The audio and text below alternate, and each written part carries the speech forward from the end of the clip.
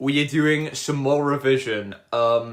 We actually have quite a decent amount of homework to do for biology. I've been so caught up doing core math homework, I completely forgot that we had this 15-page booklet on cells to do, which is due on Thursday. So I have 3 days to get this done, which is great. I will have plenty of time to do it though, so it's all fine. But the annoying thing is we still have biological molecule stuff to do. So our teacher for this topic and a couple others wants us to show proof of revision every week. And obviously my only revision that I do is on these streams and also some exam questions. So I'm having to create this kind of mind map thing as proof that I've done it, which kind of sucks. It's a little bit annoying, but it means I have a nice visual piece for you guys. So let me move the camera back a little. There we go. So we're starting off with inorganic ions. You got your cations and your anions. Cations are the positive ones, anions are the negative ones. Ions, I guess we should say, are atoms. Well, I guess it would literally just be atoms with an electrical charge, but I guess more technically, they're just atoms with, more or less electrons, basically. That's kind of how they work. So there are, I want to say there are 4 main types of ion that we've learnt about so far. I need to find a good pen. Where have all of my pens gone? I've lost like half of my pens. So you have your ions, your sodium, ions. I can't remember the other 2. Your phosphate. Your phosphate ions, and then I can't remember the last one, whether it was potassium or something else. So I'm gonna leave that one blank for now. Anyways, the iron ion is a component of hemoglobin,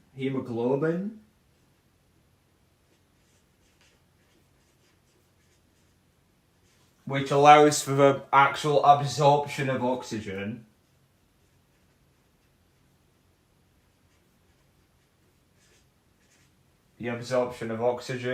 Sodium is used in the sodium-potassium pump to actually actively transport glucose. And phosphates are used in phosphorylation.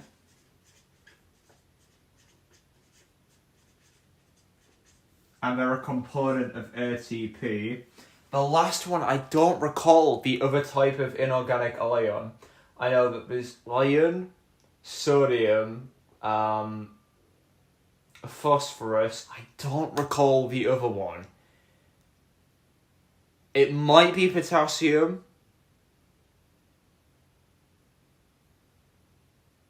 I'm going to check. I also need to quickly recall what phosphorylation is. Because phosphorylation, I think all it is you add a phosphate to something.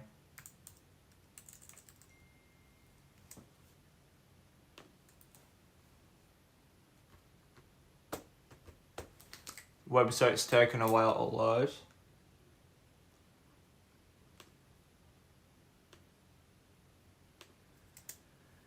Great, it is taking ages to load. What the hell?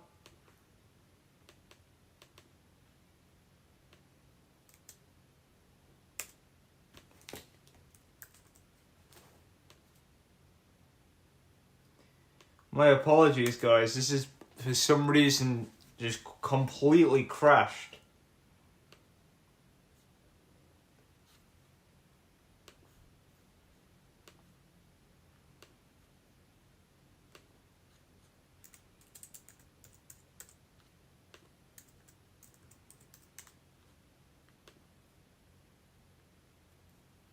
Okay, well that is really annoying, but the website just is not loading for some stupid reason, which kind of sucks.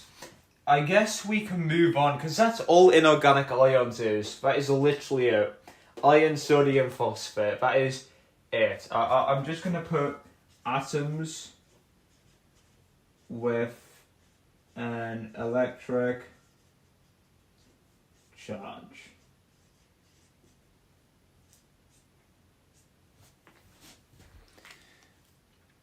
So, we can probably talk about ATP, or adenosine triphosphate. The problem is, I don't recall the structure of it. I do not recall the structure of ATP. Again, this is why it would be great to have access to the internet right now, but for some reason it's not giving me access. I'm gonna have to pull out the good old school book here.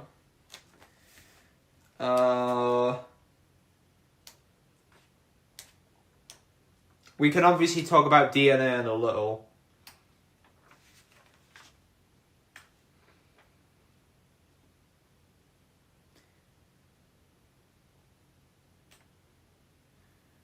So, here. So what is it? It is...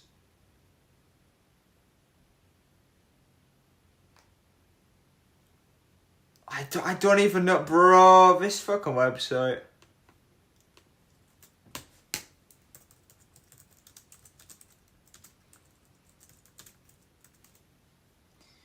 Great. The structure of adenosine triphosphate. Let's take a look. So it's adenine, a ribose sugar, and then 3 phosphates. I guess we can draw it as that.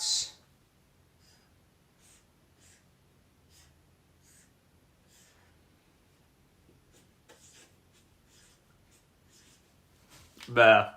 That's ATP.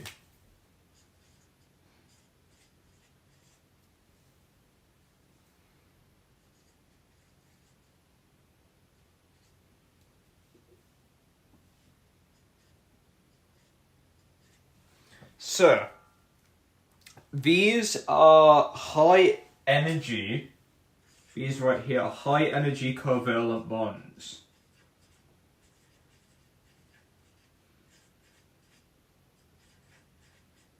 Which means that they release a high amount of energy when broken. Which is kind of the interesting thing to note here. What else?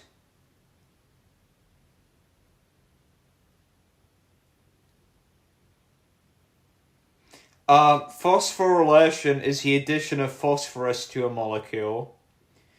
And ATP can then be used to break down glucose. Okay.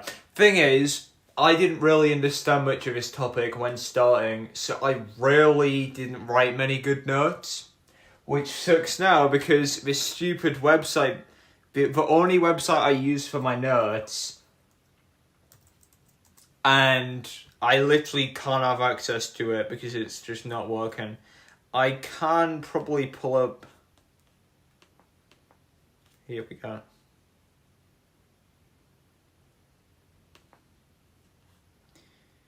So yeah, it's adenosine triphosphate. You got your ribose sugar, adenine, 3 phosphate groups, and it's a derivative of a nucleotide. I guess we can talk about what it's actually used for, which would be obviously active transport,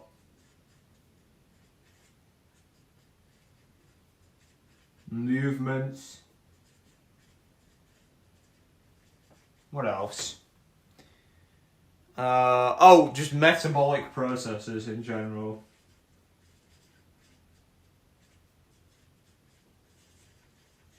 So those are the general ones. Odds are in an exam you probably get asked, give a use of ATP or something like that. You probably wouldn't be given So the way it works is this is hydrolyzed. into adenosine diphosphate.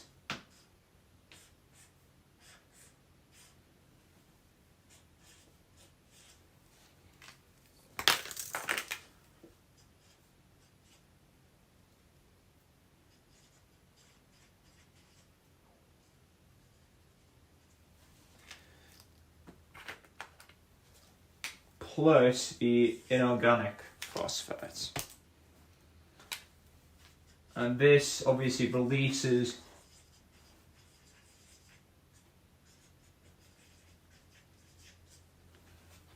energy.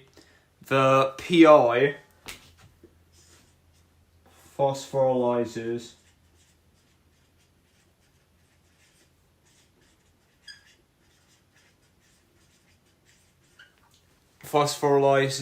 over that phosphorylizes over molecules. Now, a good example of this would be the sodium-potassium pump, where an inorganic phosphate is used to change the shape of that pump. Again, it's kind of hard for me to show, but that's kind of what we're on now. And then a condensation reaction obviously joins together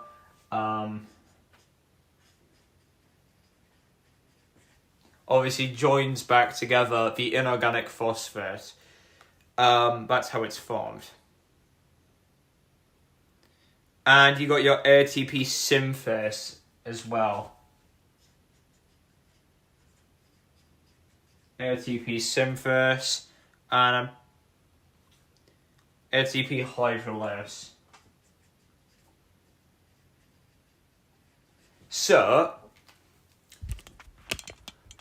I do believe that that's everything for ATP, but we can draw a little cycle here. And that is going to be, obviously, ATP, ADP. Then you obviously get your ATP synthase, ATP hydrolase. That is basically how it works.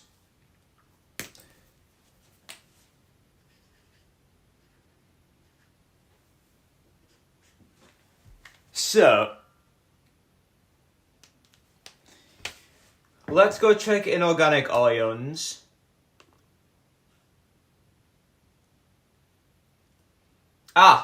It was the most obvious one, but I forgot. It's hydrogen ions. The amount of hydrogen ions influences the pH.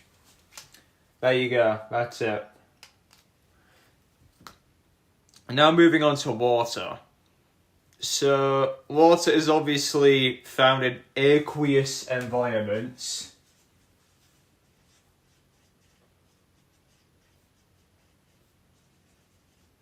I guess we can go list some properties of it. There's quite a lot. So, it's slightly polar. Because you have, obviously, I guess that. That is slightly negative. Those are positive. So it's slightly polar, or so I guess slightly charged. This charge, I'm pretty sure, it doesn't actually say here, which might be a bit annoying.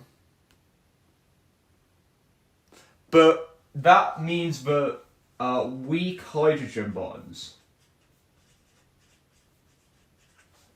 It also has a high specific heat capacity, so it acts as a temperature buffer.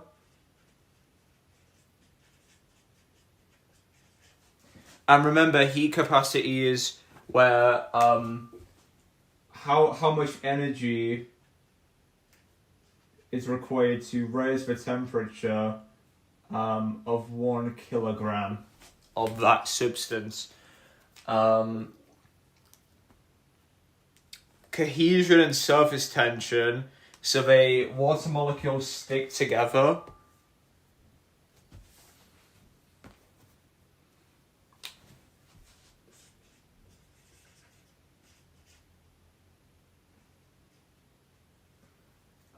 So they stick together.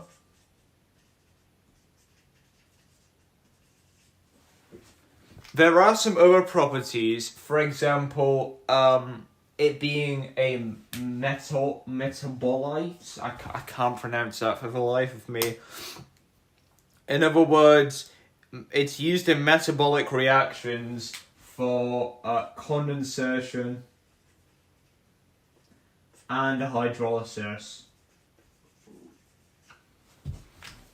That's the most important thing, I would say.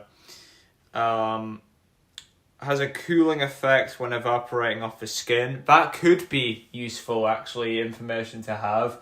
So when it evaporates off the skin, because of its latent heat of evaporation,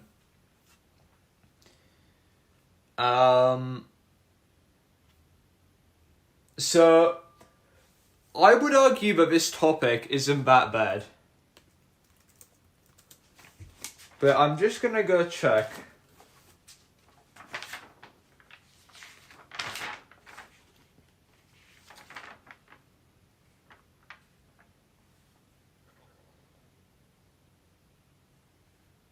Oh, I guess for ATP we should add instant energy. Anyways, water, the attraction between the positive and negative charges forms hydrogen bonds.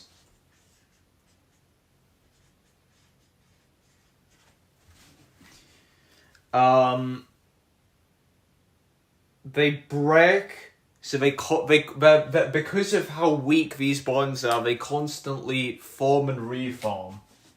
Well, I guess form and break because of how weak they are, and that's why it has these unique properties, such as the high specific heat capacity, the obviously strong cohesion. I guess I should add strong cohesion, so the water molecules stick together. The thing is, I can list all of these properties, but I wouldn't know how to put them into words for an exam question. I wouldn't really be able to go off and talk about the heat capacity. We got I think it was a format question in our cell biology exam a while back, talking about giving two properties of water. And I got one. I said that it was, I think I said something about it being used for condensation and hydrolysis reactions, but the other mark I wouldn't have gotten because I couldn't think of another. So there's a couple. It has a high specific heat capacity, so a large amount of energy is required in order to raise the temperature by 1 degree. This means that it acts as a temperature buffer. It's used in metabolic reactions for condensation and hydrolysis. And then you can always just refer to these 2 points here. These are like your opening points in any question. Just talking about the fact it's slightly polar. Anyways, I think that's it.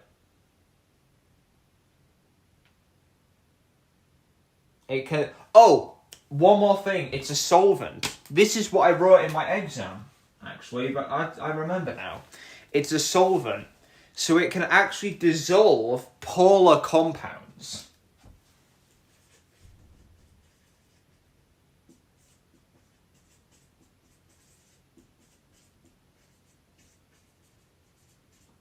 I don't know what specifically that does. Like, I don't know what happens then. I think if it dissolves them in, it probably allows them to form new compounds. I don't know fully, so take that all with a grain of salt. But there you go. Those are 4 properties of water right there. And I didn't even mention the latent heat of vaporization. So there you go. So that is quite a lot of information, and we're almost already done. You see, guys, this part of the topic, the biological molecules, I would argue biological molecules is probably the trickiest topic to understand. I would argue it's probably the most difficult topic to understand out of every biology topic, because you have to cover carbohydrates, lipids, proteins, DNA, enzymes, ATP, ions, water. Like basically 8 distinct topics, all of which link together. But, you know, I think so long as you remember the core information, you should be good. Like, so long as you talk about, you know, hydrolysis, condensation, you know, breaking bonds, Breaking Bad, you know. I'm even going to write that down. Hydrolysis and condensation. That's like your butter for this topic. You need it to bring everything together.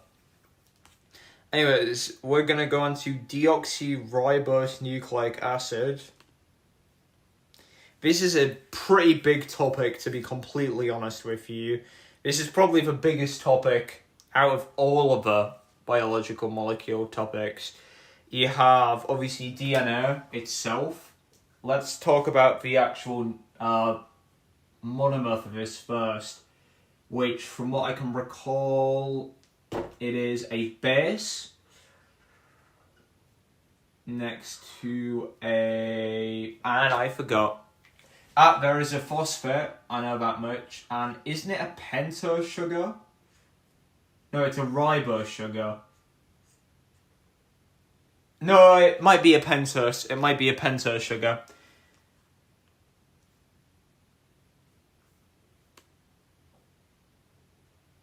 Pentose, nitrogen base, and a phosphate group. Perfect. We got it right.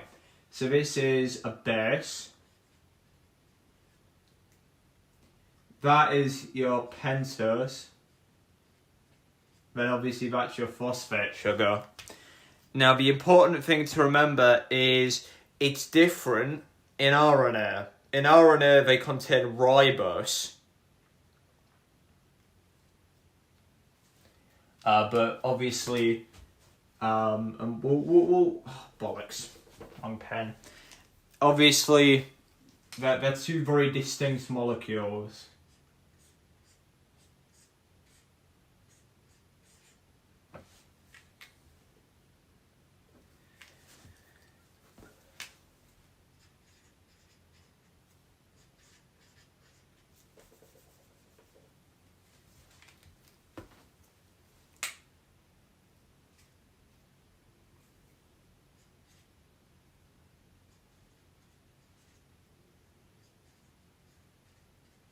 Ribose.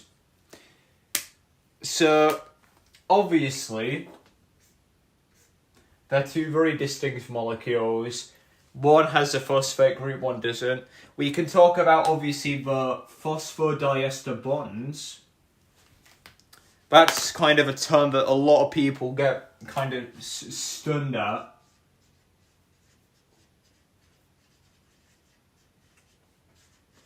But those form, I'm pretty sure, between the phosphate of one monomer and the pentose of another.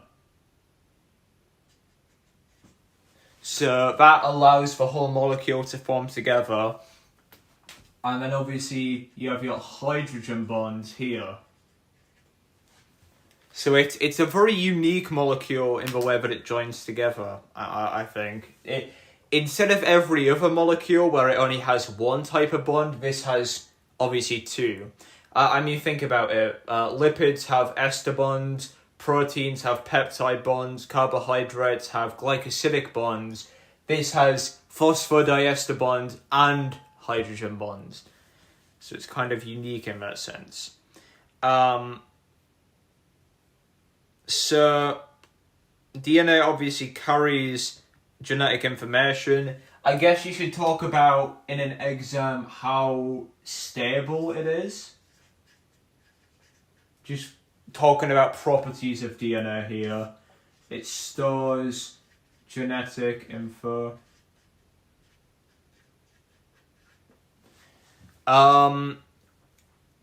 So yeah, 2 polynucleotide chains and H bonds between the complementary bases. We could even draw one of those little tables if you guys want.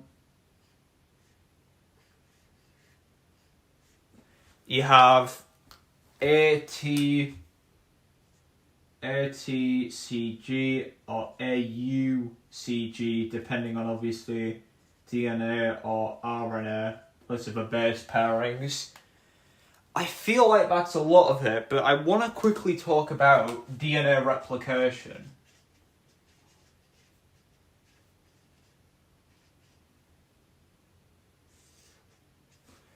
Because this is also quite a big topic.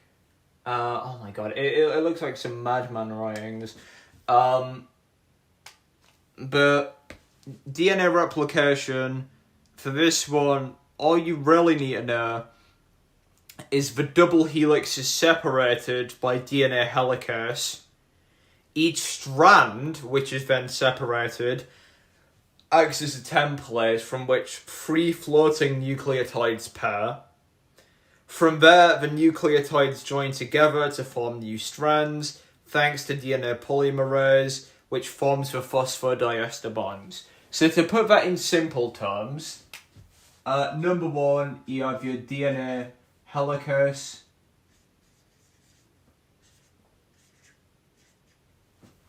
Number 2, I guess each strand acts as a template.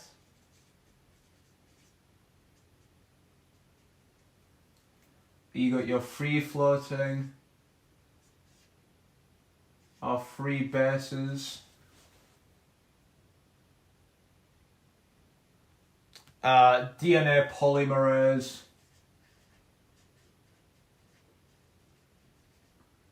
And then obviously it's joined together by the phosphodiester bonds.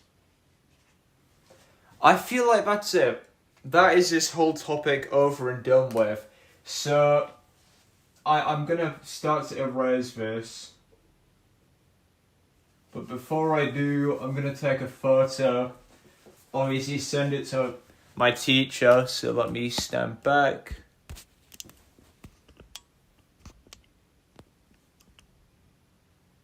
There we go. That was so I could take a screenshot at a later date. So, now we've done everything to do with this topic, I guess we can move on to cells. Well, let's first very quickly, maybe for 5-10 minutes, do a handful of exam questions on this topic, just so we know what we're on about.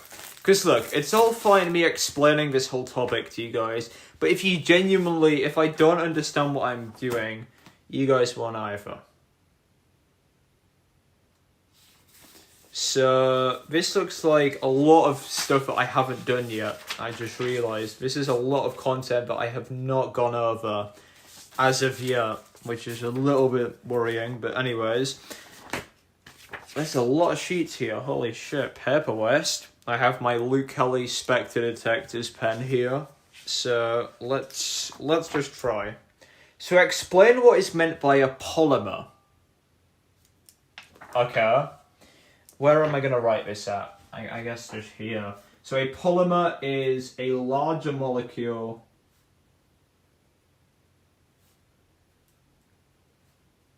comprised of smaller repeating subunits. And I'll just put monomers.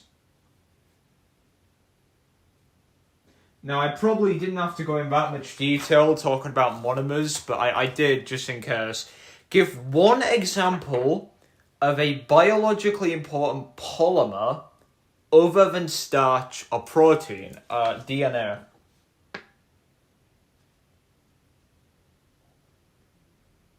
I assume you can just put DNA. The diagram shows 4 types of linkage. Name the chemical process in the formation of linkage A. That would be a condensation reaction.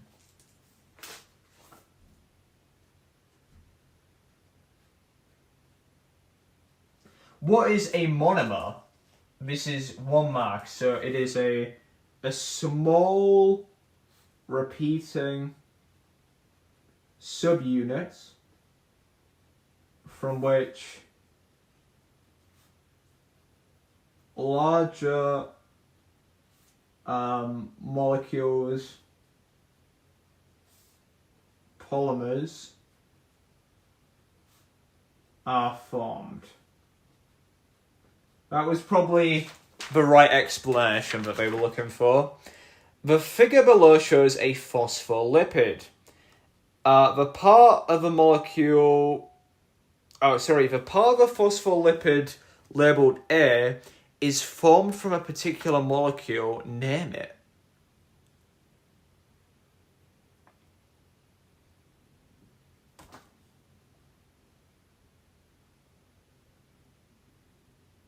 What is it asking for here? Is it asking for the fatty acid? Is it asking... Those are for fatty acids. That's for... I'm so confused as to what it's asking me here.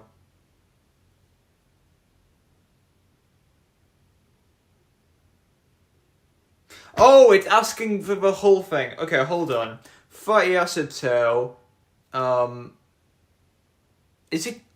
Oh my... How have I forgotten? Hold up. I've literally forgotten. What? It's glycerol. I forgot what glycerol was. God, my memory. Name the type of bond between A and the fatty acid. So that would be an ester bond.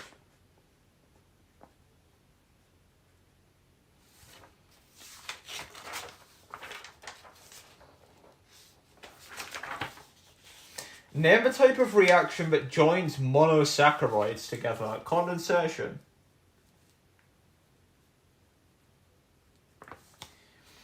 The table shows some statements about free carbohydrates. Complete the table. So, starch. Starch is found in plant cells. Starch does contain glycosidic bonds. They all contain glycosidic bonds. Okay, that was easy. Name the type of reaction that will break down them into monomers. Hydrolysis. I feel like these are the easiest questions ever. DNA is a polymer. What evidence suggests that DNA is a polymer? It is made up of repeating units.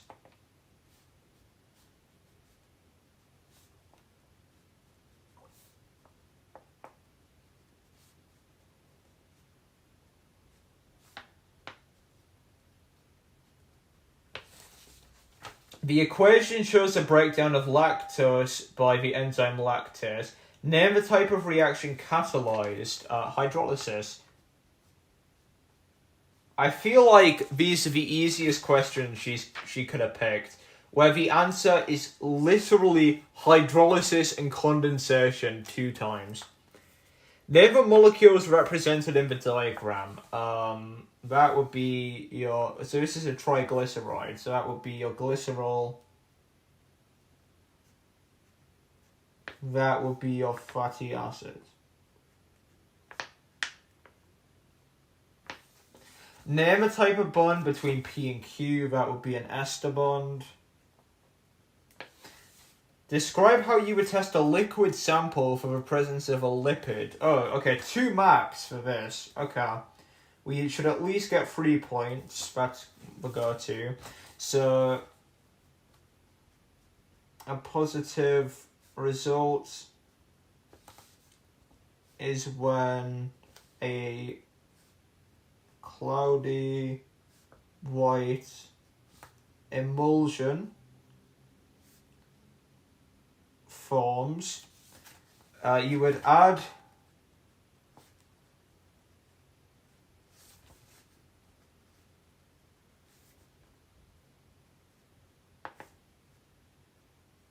You would add ethanol to the liquid sample. Okay, that's all I'm doing. And then, this is the topic right here that we are working on now. Nucleic acid structure, DNA protein synthesis.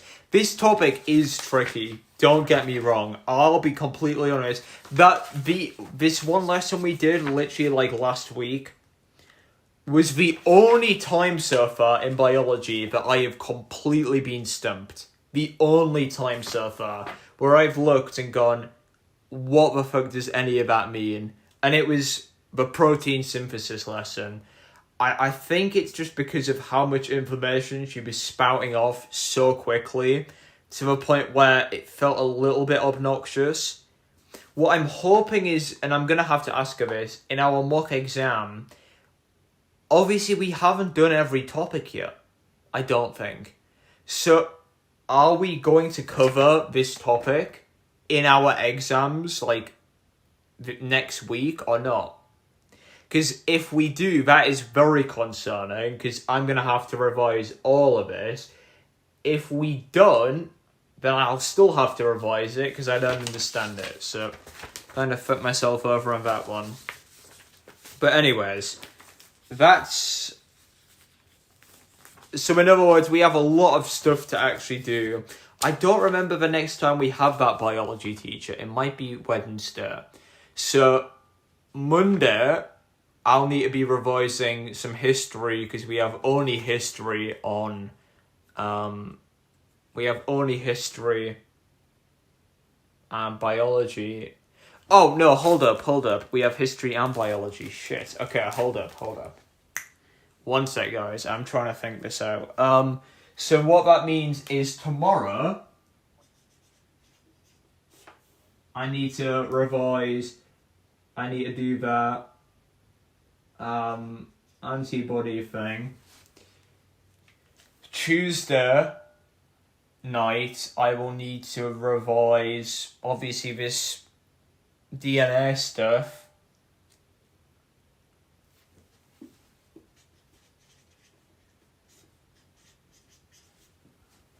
And then that should be it. Oh, and then obviously Wednesday I'll need to revise that cell thing. I have a lot of revision to do. Jesus Christ. Okay. Well, guys, I think I'm heading off now. We have shown proof of revision by doing this, so we should be good on that angle. What I am going to have to, unfortunately, spend the next couple of hours doing is even more revision for the humoral response topic. That's great. How fun.